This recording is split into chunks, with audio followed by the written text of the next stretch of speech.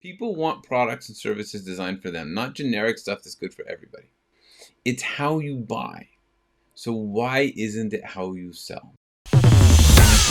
This is Start, Grow. Okay, welcome everyone. So the idea here is that this is actually the first of a series of presentations that we're going to do sort of through the end of the year on marketing specifically for MSPs and how to make marketing work. So one of the challenges that we hear all of the time is, how do I get people to pay attention? How do I sell more? How do I charge a higher price? And so we're looking at how to do that. What's going on in the MSP space? And I looked at, hey, what is working? What isn't working here? Why are MSPs struggling? Because I know that it's a growing market, and I know that there's a lot of interest in the services that we're selling. So why isn't it working? And so today I'm going to go through the why it isn't working. And then we'll talk a bit about how to actually solve that, and then give you a tool that you can use to get started on improving yours. Okay, so just by way of introduction, my name is Jeff Lehrer. I run Start, Grow, Manage together with Joe Rojas and Heather Mathis. I'm the business guy. Joe's the MSP guy. Heather makes sure that we get everything done.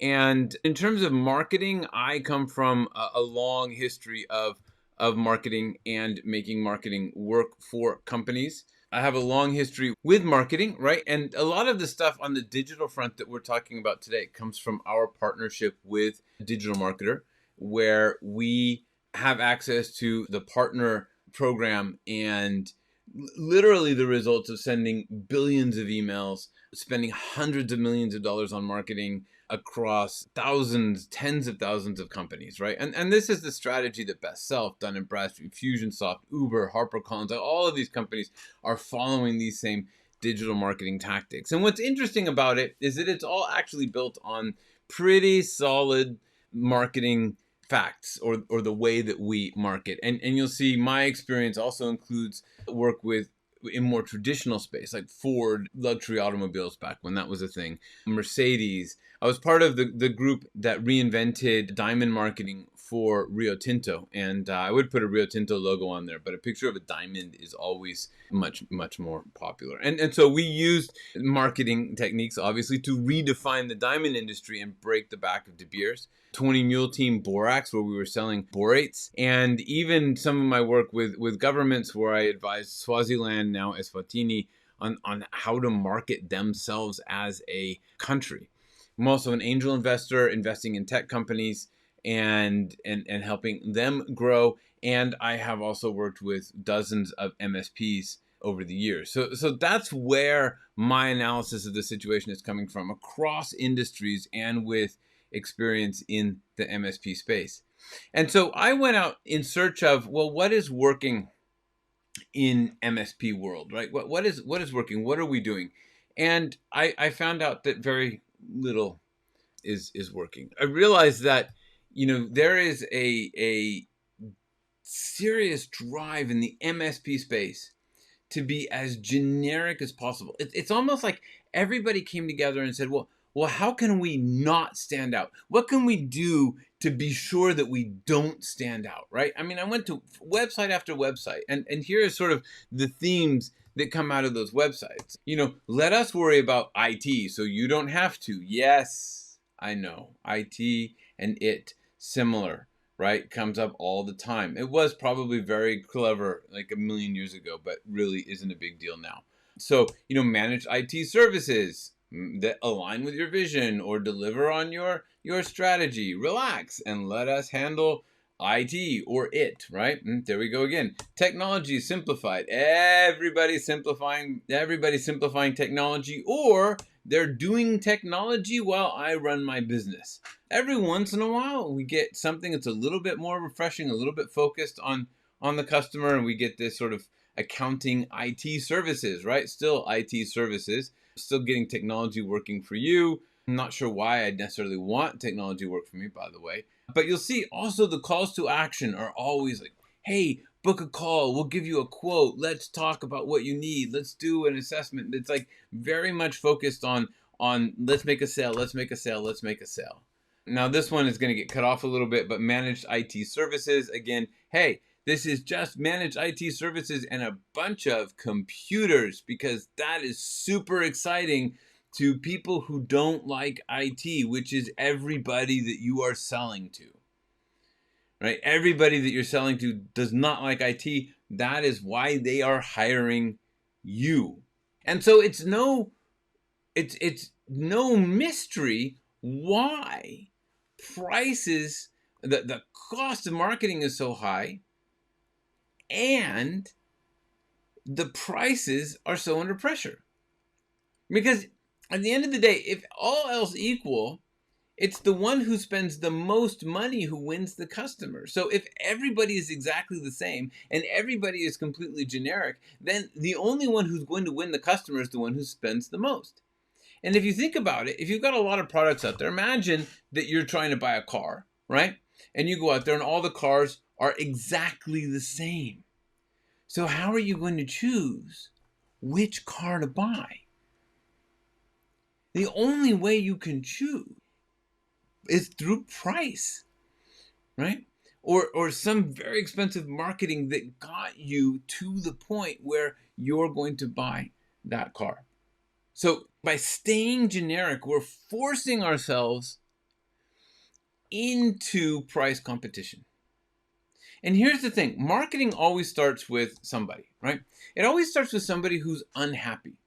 And this is kind of a definitional thing. They've got to be unhappy, because if they're not unhappy, then they don't need your services. If everything is going great in their life, then they have no need to work with you. So in some way, they are unhappy. And then definitionally, because you come in and fix stuff, right, they're going to end up happy.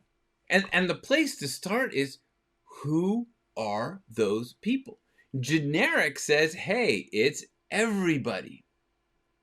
But think for a second about how you buy, right? How do you buy? How do you buy services? So imagine that you're an MSP, not hard, right? So imagine that you're an MSP and you need a new logo.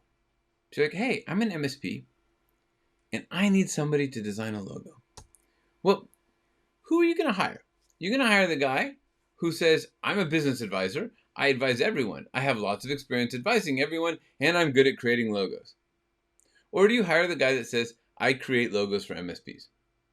And all else equal, unless the guy who's a business advisor gives you an amazing price, right? Because he's generic. If he gives you an amazing price, you might hire him. But if you really want a quality logo for your MSP, you're going to hire the guy who creates a logo for MSPs. And I hear it all the time. Like, we advise MSPs, so they all come to us and they say, hey, but do you work with MSPs? Yeah. Have you worked with MSPs?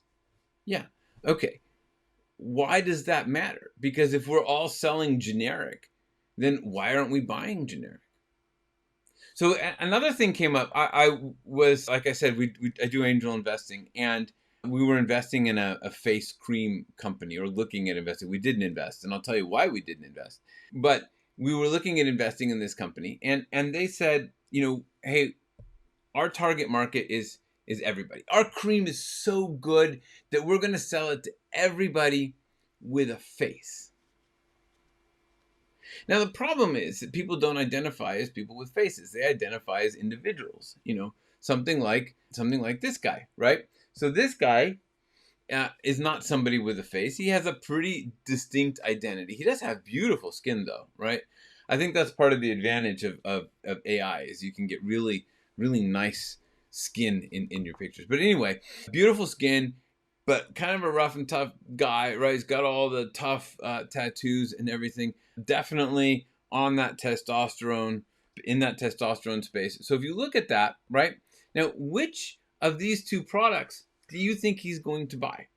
Is he going to buy war paint that's all about helping tough men look tougher and better, and it's got this sort of darkness to it, and this, this edginess to it, this masculinity to it? Or is he going to get the Estee Lauder pack with all of the women swimming in a pool? Right? The ingredients are the same. Estee Lauder may even work better. Which one is he going to buy? All else equal, he's going for the war paint. Right? He's going for the war paint. At least that's where he's going to start. And the reason is that that's designed for him. It's speaking to him, even if it's the same ingredients. Even if both will work for everybody, which they will because they are the same ingredients, he's going to choose the one that is tailored to him. People want products and services designed for them, not generic stuff that's good for everybody. It's how you buy. So why isn't it how you sell? So the first reason that MSP marketing is not good, or that it's expensive, or it's not delivering the results that we want it to deliver, is that we're selling generic. Okay? And so the first step is to identify who those people are that we're selling to, what the problem is that they have, and get really specific about it. And then the next thing is to understand that, hey, they know they're unhappy, but they don't know you. And they don't understand your solution or why your solution is valid, or really have any trust that you're able to deliver that solution, because they don't know you. It doesn't mean that you're not good. It means that they don't know who you are. Does it matter that somebody knows you and has a relationship with you? Well, that was a question that KPMG asked, and they went and did some research. And they asked the question, hey, how impactful is a relationship on the sale of product? So if they are looking at a consultant signing a contract with their client, how impactful is the relationship on closing that deal? And what they found was pretty striking. Okay, they found that a weak relationship leads to an agreement 30% of the time. A medium relationship leads to an agreement 45% of the time. And a strong relationship leads to an agreement 70% of the time. So you can see the value of having a strong relationship is more than double the chance that somebody is going to close. So the question then became, well, how long does it take to create that relationship? How hard is it to create that strong relationship? And it turns out you can do it in 15 minutes. But you have to follow the right sequence. You have to develop relationships the way people develop relationships. And the whole time what we want to do is skip ahead and go from, hey, hi, how are you? And go straight to buy my stuff.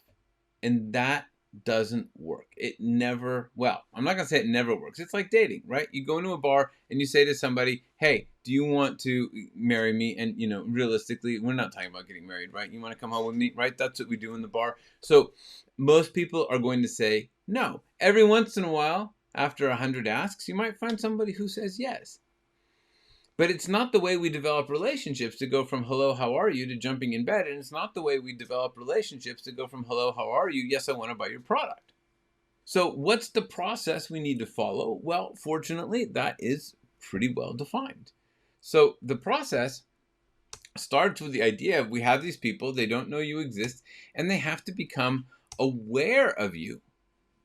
They have to know you exist. You have to enter into their universe so they get that you are someone that potentially has a solution. And then you have to go from awareness into engagement. So if you think about this, even interpersonally, somebody has to see you and know that you exist before they have a conversation. Awareness is the seeing you and knowing that you exist. And then they will engage with you, have a conversation with you, so that you can then exchange contact details with the expectation of following up, and then have a follow-up conversation. So if you're looking at this from dating, it's like you meet somebody, say, hello, how are you? Start to have a conversation, exchange contact details, and you ask them for coffee, right? You don't ask them to get married.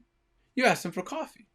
That's the same thing in business. We don't ask, hey, just come buy my stuff. We have to ask for the business equivalent of coffee. And that's your conversion offer or your entry point offer, where we convert people from strangers into friends, from interested into customers. And then from there, once we do that, we get them really excited about what we're going to sell. We sell our core product, and then we can upsell and cross-sell. And then from there, marketing really goes into getting testimonials and having them promote us and all of the good stuff that comes with the process. Now, what's interesting, right, is that everybody wants to start at that conversion stage. We want to skip everything else. And sometimes it works. And where it works is when you have a referral. So if somebody refers somebody to you, then you can go straight to conversion because they've already built that relationship piece at the bottom. Sometimes you can do this with referral services or listing services where somebody's already said, I'm interested, or somebody's already done the work to lure them in. And then they say, here's somebody who can solve your problem. So they're creating that trust and relevance for you and then passing it on. But any of your cold contacts, anybody who's new to you, they have to start at that awareness stage. And you can't skip around. You've got to go awareness, engage, subscribe, convert, excite, ascend. You got to go in that order. And maybe you can skip one, but you can't skip two, right? You have to have that process. So what does that look like? First, it starts with your core offer. You have to know what you're selling. You have to know the people you're selling it to. And then you have to say, then they might see an ad, right? Or maybe they find you in search, or they hear about you via a referral. Though, referrals are actually going to be up at, you can go straight from referrals to a convert. But somebody may use a referral to come into your awareness. And then they might read a blog, or they might engage with you on social media, or they might watch a video, or something. They might have a conversation with you. Something happens here where they start to engage, and then they in a digital world, they opt in to receive some gated content, right? This is where they give you their contact information with the expectation that you're going to follow up, right? So they're giving you contact information with the expectation that you are going to follow up. This is how you get their contact details. And then your next step is not to say, come buy my core product, come buy my product, come buy my product, but it's to give them some sort of offer where they commit time or they commit money to get some sort of result. So this usually it's a small purchase. The more it leans towards a small purchase, the better. The more it's them putting money at stake, it's better. A demo can work, but it's got to be a demo that really shows how they're going to get value from this thing. And they have to sit for the demo, right? It can't be like a 5-minute demo. This is something where they come in and they dedicate an hour to it. Because them putting in effort, time, or money is what converts them from somebody who's looking at what you're doing to somebody who's buying what you're selling. And then out of that conversion, they get excited so that they then buy the core offer. An important thing that we need to consider here is the idea of AdSense. And AdSense is just the idea that as you go through creating this relationship, each step has to be related to the step before it. If it's just random stuff, right? So what I see a lot is I'm going to run an ad to a generic web page. Well, that is not going to be a very good solution because you lose AdSense. The stronger the AdSense, the stronger you can connect each one of these, the more effective your marketing is going to be. So you want to look at your marketing. You want to say, first of all, am I marketing to somebody specific? Secondly, do I have a journey? And then third, do I have that AdSense that goes through the stages of the journey? So once you sold the core offer, then you can sell, upsell, and expand and retain. And then your marketing is all about, well, how do I get referrals and how do I get, testimonials, right? And that's an important part. But where I find people are most stuck is really here at the bottom in getting that piece where we have that big U, right? So let's look at how this actually plays out. Here's an example this is the example that I like, that I use all the time. I'm a skier and I wanted to know what types of ski wax to use in different conditions. And I typed in the request, how do I wax my skis? And I got this. This was the first organic search term on Google. How to wax skis. And then I clicked on how to wax skis at home, and then you'll see it took me over to this website on Evo, which was all about how to wax my skis. And it explained how to wax my skis. It gave me a whole tutorial. And at the same time, put up something, they gave me a coupon. They're like, hey, here's a coupon. if you want to come try some of this stuff. So when we look at the process, they had a specific avatar. They had awareness in that they'd done the work to rank for SEO. They had engagement in that there was something there that I'm paying attention to around waxing my skis. There's a subscription option, right, that I can get the coupon. There's no real conversion here, but that doesn't matter because there's an expectation that they're going to follow up with me. And it's consistent all the way through. So they have this AdSense that goes all the way through. And it's even better than that because then in the email, they're going to send me some waxing tools, right? So it goes all the way through to the email that I'm getting is that AdSense to convert me. And I've bought stuff from Evo over the years as a result of this very first interaction.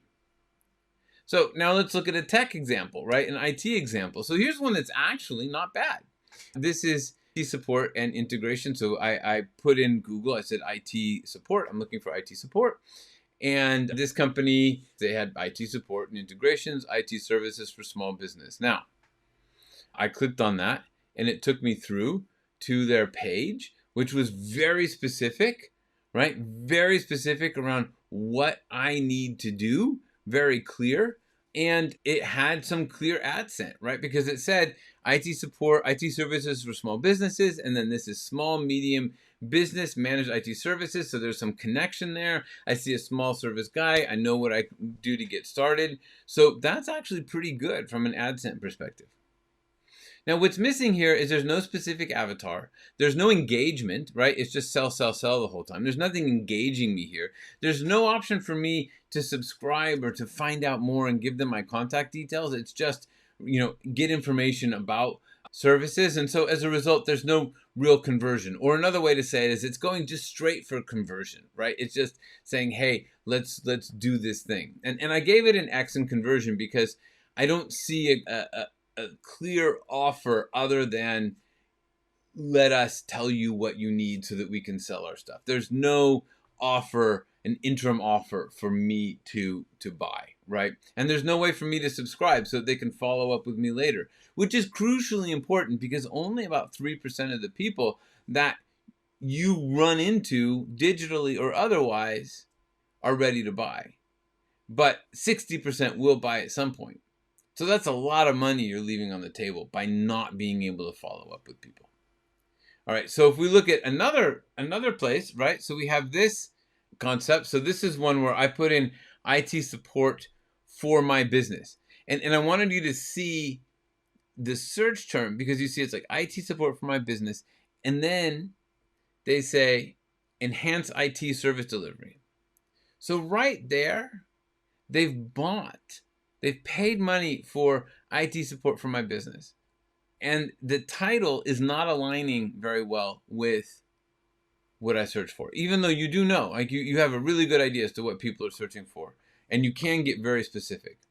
So then I click on that and I go to this next page that says Unified Service Management Platform for the Digital Enterprise.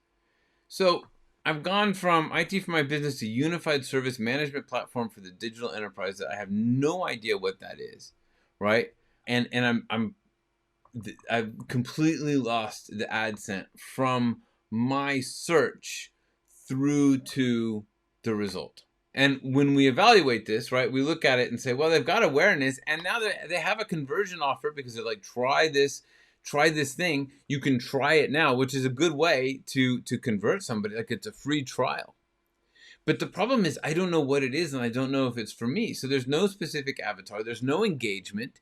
There's no opportunity to subscribe. And like I said, there's no AdSense.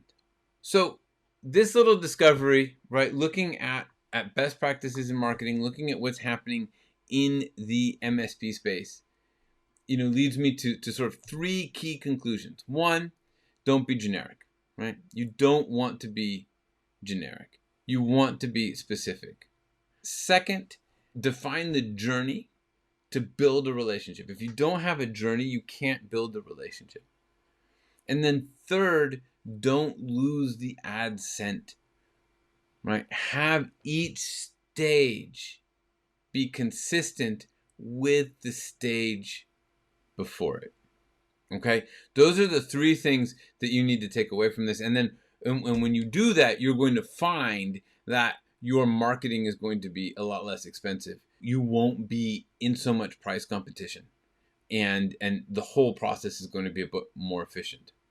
So what you need in order to be able to do this, what would be nice, right, is if somebody were to give you a checklist. So here's a checklist, and it's a way to get started on each one of these stages. So I call it the 61 plus point get more leads checklist for MSPs, because I keep adding to it and changing it. So I'm not going to promise a specific number, but these are all concepts that go through each one of these phases, right? So things that you can do in awareness, and there's actually more in the sheet. Things you can do in awareness, things you can do for engagement, things that you can do for subscription, things that you can do for conversions, things that you can do, and then the idea of how to excite them, and then they buy the core offer, right? So this sheet is really all about those first stages and helping you get to those first stages so that you have you put part of the plan in place, and you can start building that ad scent and build that marketing program that's going to give you results. And where do you get it? startgrowmanage.com/checklist. And when you go there, check out the ad scent, right? Because you're going to see that the page looks exactly like this page. So you know you're in the right place. And then when you download it, you're going to get an email that's going to have a similar picture on it that's going to say exactly the same thing, so that you can be confident that it's all going in the right direction. All right, so that is what I have for today. Anybody who is a client, anybody who's a member of Start Grow Manage, we will be having a deep dive on this on Tuesday. So join us for the deep dive, where we will look at specific examples from the member community. And otherwise, go download the checklist and start thinking about how your program fits together, the things that you can do to make your program work. And come back next Thursday. We're going to talk about the job to be done and how to understand your customers' needs so that you can create a program for them, so that you can align what you're doing to their needs. Because we all know that we're doing IT and IT support, right? So the real question is, how do we turn that into something that is specific to our customers? And that's what we're going to talk about next Thursday. I hope to see you there. Thanks for joining us, and a special thanks to our subscribers. Consider becoming one right now and tap into our insights and instincts to help drive your business vision and success. Remember, you didn't start your business to feel frustration. You started it for freedom. We can help you discover the impact, freedom, and wealth you always imagined. Learn more at startgrowmanage.com/learn more.